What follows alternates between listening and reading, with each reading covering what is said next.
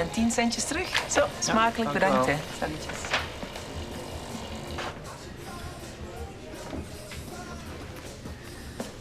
Nog een verse koffie.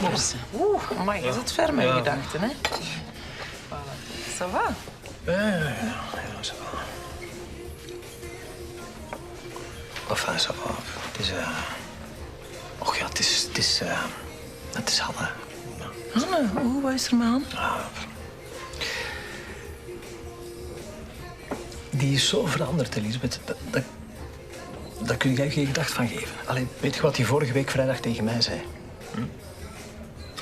Ja, de Hanne die jij gekwetst hebt, die is er niet meer. Nu is dat nu. Ja, maar pas op, hè. En ik heb die nooit iets misdaan, hè. Ja, maar dat zweer ik u, hè. Ik heb die nooit iets misdaan. Allee, versta je dat nu? En moesten we dan nog tenminste zeggen wat ik verkeerd gedaan heb?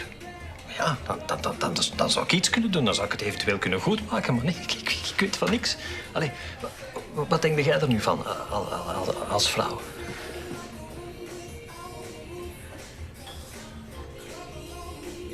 Ja, ik zie het al. Jij weet meer. Ja, maar nee, maar... Ja, Mam.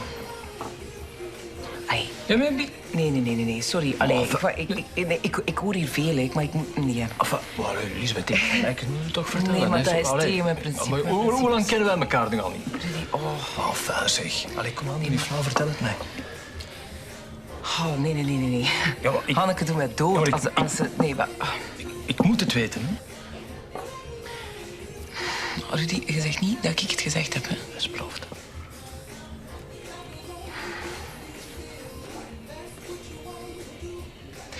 Allee, ja. Hanne, die is heel verliefd geweest op u, hè? Allee, voordat ze ontslag nam. Allee, ik denk dat ze er nu over is, uiteindelijk. Eindelijk. Maar die heeft er serieus van afgezien, hè? Wat vertel jij allemaal?